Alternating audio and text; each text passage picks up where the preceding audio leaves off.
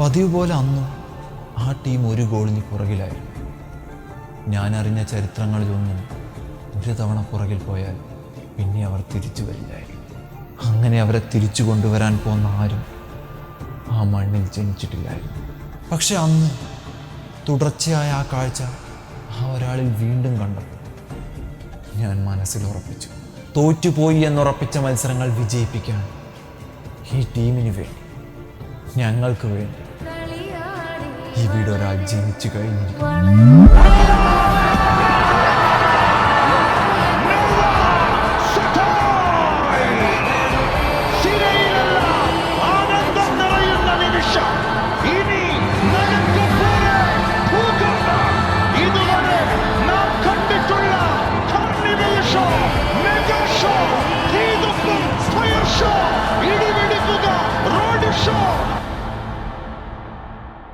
ഈ മത്സരം സമനിലയായതിലല്ല എനിക്ക് വിഷമം.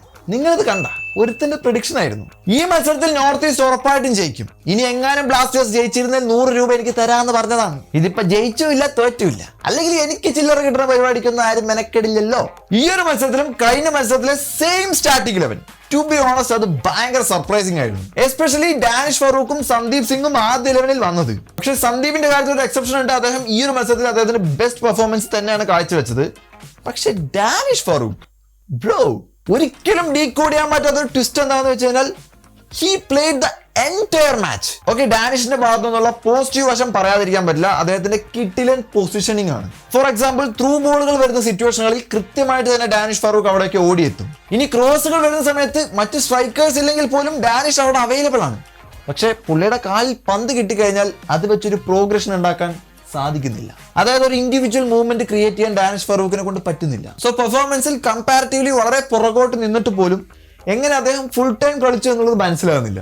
ഇനി ലെഫ്റ്റ് മിഡ് പൊസിഷനിൽ ആളില്ലാത്തതുകൊണ്ടാണ് ബ്രൈസ് മിറാണ്ട സൈഡ് ബെഞ്ചിൽ ഇരിക്കുന്നുണ്ട്. എന്ത് ഹിഡൻ പരിപാടിയാണ് ഡാനിഷ് ഫറൂഖിന്റെ പെർഫോമൻസിൽ കോച്ച് കണ്ടത് എന്ന് മനസ്സിലാകുന്നില്ല. ഒരുപക്ഷെ ട്രെയിനിങ് ഗ്രൗണ്ടിൽ അദ്ദേഹം അത്രയും മികച്ച പെർഫോമൻസ് കാഴ്ചവെച്ചത് കൊണ്ടായിരിക്കണം.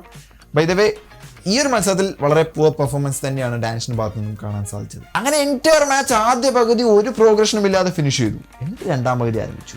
നോർത്ത് ഈസ്റ്റിന്റെ നിരയിലെ ജിതിൻ എമസിന്റെ പല സ്പ്രിന്റിങ്ങുകളും ബ്ലാസ്റ്റേഴ്സിന്റെ താരങ്ങളെ താളം തെറ്റിച്ചുകൊണ്ടിരുന്നു. അങ്ങനെ മത്സരത്തിന്റെ 58-ാം മിനിറ്റിലാണ് കേരള ബ്ലാസ്റ്റേഴ്സിന്റെ ബോക്സിന് പുറത്തായിട്ട് നോർത്ത് ഈസ്റ്റിന് അനുകൂലമായിട്ട് ഒരു ഫ്രീ കിക്ക് ലഭിക്കുന്നത്. അലാദിൻ അജാരെ തുടർച്ചയായ 3-ാം മത്സരത്തിലും അദ്ദേഹം ഗോൾ സ്കോർ ചെയ്യാണ്. ഒരു കിട്ടിലും പവർഫുൾ ഷോട്ട്.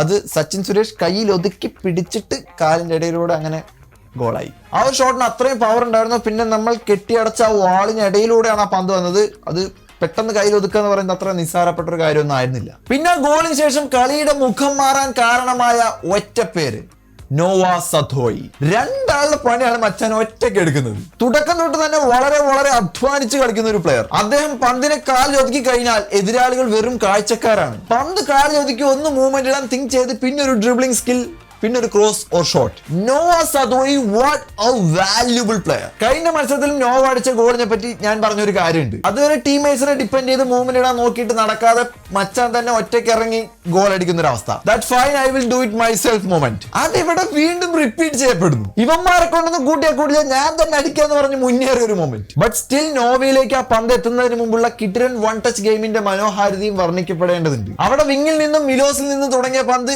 ഐമൻ പെപ്ര കോംബോയിലൂടെ ഒരു വൺ ടച്ച് പാസ് ഗെയിം കളിച്ചിട്ടാണ് ഐമന്റെ സ്വിച്ച് ഓവർ നോവയിലേക്ക് എത്തുന്നത്. ബട്ട് സ്റ്റിൽ ആ മൂവ്മെന്റ് അവിടെ ഫിനിഷ് ആയിരുന്നില്ല. വീണ്ടും നോവയ്ക്ക് പാസുകൾ കൊടുത്ത് ബോക്സിനകത്തേക്ക് മുന്നേറാനുള്ള അവസരം ഉണ്ടായിരുന്നു. എതിർ ടീം ഗോൾ കീപ്പറായിട്ടുള്ള ഗുർമീത് സിംഗും അത് തന്നെയാണ് പ്രതീക്ഷിച്ചിട്ടുണ്ടാവുക.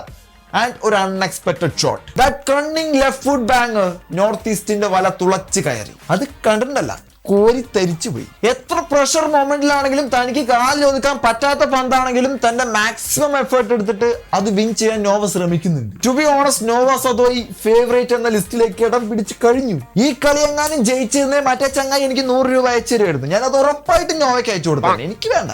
ഏതെങ്കിലുമൊക്കെ രീതിയിൽ അപ്രീഷിയേറ്റ് ചെയ്യാതിരിക്കാൻ പറ്റുന്നില്ല. Nova സദോയി the best. ശേഷം നമ്മൾ കാത്തിരുന്ന അഡ്രിയാൻ ലൂണ കളത്തിലേക്ക് ഇറങ്ങും. യെസ്, അദ്ദേഹം ഫുൾ ഫിറ്റ്നസ് അല്ലാത്തത് കൊണ്ട് തന്നെയാണ് ആദ്യ നിലയിൽ ഇറങ്ങാത്തതും. അതുകൊണ്ട് തന്നെ അതിന്റെ ചില പരിമിതികൾ ആ ഒരു മത്സരത്തിൽ നമുക്ക് അദ്ദേഹത്തിന്റെ ഭാഗത്ത് നിന്നും കാണാൻ സാധിക്കുന്നുണ്ടായിരുന്നു. അത് പറഞ്ഞപ്പോഴാണ് മുന്നേറ്റത്തിൽ കളിച്ചുകൊണ്ടിരിക്കുന്ന ഹീസസ് ജിമിനസിനെ കുറിച്ച് പറയാനുള്ളത്. നോവയുടെ എഫേർട്ടിന്റെ അത്രയും എഫേർട്ട് ഒന്നും അദ്ദേഹത്തിന്റെ ഭാഗത്ത് നിന്ന് കാണാൻ സാധിച്ചിട്ടില്ല എന്നുള്ളത് ശരിയാണ്. But definitely he's having some hidden movements in that pitch. എതിർ ഡിഫൻസിനെ പൂർണ്ണമായും വലിച്ചു മാറ്റാൻ ഹെസൂസ് വഹിക്കുന്ന പങ്ക് ചെറുതല്ല. ആൻഡ് സ്റ്റിൽ നമുക്ക് അദ്ദേഹത്തെ ജഡ്ജ് ചെയ്യാൻ പറ്റുന്ന ഒരു മൊമെന്റിലല്ല, ഒരു അൺസങ് വാരിയർ ആവുമോ അതോ എവിടെയും പെടാതെ പോകുമോ എന്നുള്ളതൊക്കെ നമുക്ക് ഇനി വരും മത്സരങ്ങളിൽ മാത്രമേ കണ്ടറിയാൻ പറ്റൂ. മത്സരം നോവയുടെ ഗോളോടുകൂടെ സമനിലയിൽ അവസാനിച്ചില്ലായിരുന്നു. കാരണം നോവ തന്നെ അഷീർ അക്തറിന് ഒരു റെഡ് കാർഡ് അതിവിദഗ്ധമായി വാങ്ങിക്കൊടുത്തു. അതിന് റെഡ് കാർഡിനുള്ള ഫൗൾ ഉണ്ടോ എന്ന് ചോദിച്ചു കഴിഞ്ഞാൽ അങ്ങനെ പറയാൻ പറ്റില്ല. കാരണം ഒരു സ്റ്റഡിങ് ആണ്, ബട്ട് അതിൽ അത്രയ്ക്ക് ഒരു കോണ്ടാക്ട് ഒന്നും ഇല്ല. ഈവൻ ദോ റെഡ് കാർഡ് കിട്ടി. സോ മത്സരത്തിന്റെ അവസാന 15 മിനിറ്റ് നോർത്ത് ഈസ്റ്റ് 10 പേരായി ചുരുങ്ങിയിട്ടാണ് കളിച്ചത്. ഈ ഒരു മൊമെന്റിൽ മുഹമ്മദ് ഐമന് കിട്ടിയ 2 ഗോൾഡൻ ചാൻസസ്. ഇതിൽ ആദ്യത്തെ ചാൻസ് വിപിൻ മോഹനന്റെ അസാധ്യ through ball. North east defence മൊത്തം പൊളിഞ്ഞു, ഈവൻ ദ ഗോൾ കീപ്പർ. അതെ, ഗോൾ കീപ്പറെയും വെട്ടിച്ച് പന്തും ഐമനും മുന്നോട്ട് കുതിക്കുമ്പോഴാണ് നോർത്ത് ഈസ്റ്റ് ക്യാപ്റ്റൻ ആയിട്ടുള്ള മൈക്കൽ സാറ്റ്കോയുടെ mass entry. Professional class defending. Aimen ഒന്ന് ശ്രമിച്ചു കഴിഞ്ഞാൽ ഓപ്പൺ പോസ്റ്റിലേക്ക് നമുക്ക് ഗോൾ അടിക്കാമെന്ന് വിചാരിച്ചിരുന്ന മൊമെന്റിലാണ് ഈ പുള്ളി വന്ന് കിട്ടിലനായിട്ട് ഡിഫെൻഡ് ചെയ്യുന്നത്. ആ ഒരു മൊമെന്റിൽ ഒന്ന് അമ്പരന്ന് നിൽക്കുമ്പോഴാണ് തൊട്ടടുത്ത നിമിഷം ഹോർമി പാമിന്റെ ഒരു ക്രോസ് വരുന്നത്. അവിടെയും അത് കൺവേർട്ട് ചെയ്യാൻ എത്തുന്നത് ഐമൻ തന്നെ. പക്ഷെ അത് പ്രോപ്പറായിട്ട് കണക്ട് ആവാത്തത് കൊണ്ട് കൃത്യമായിട്ട് തന്നെ ഗുർമീത്ത് അത് സേവ് ചെയ്തു. ബട്ട് ഉറപ്പായിട്ടും ഐമന്റെ ആ ചുരുങ്ങിയ സമയം കൊണ്ടുള്ള ഒരു ഫൈറ്റിംഗ് സ്പിരിറ്റ് അപ്രീഷിയേറ്റ് ചെയ്യപ്പെടേണ്ടത് തന്നെയാണ്. ആൻഡ് ഇനി ഈ സമനിലയിൽ ഒരിക്കലും വിട്ടുപോകാൻ പാടില്ലാത്തൊരു പേരാണ് പ്രീതം കോട്ട.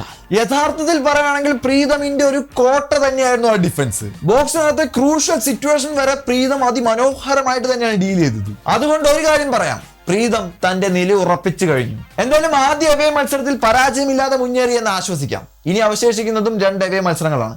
അതിൽ അടുത്ത മത്സരം ഒഡീഷ FC-ക്കെതിരെയാണ്. ഐ മീൻ ലൊബേറയുടെ ഒഡീഷ FC-ക്കെതിരെ.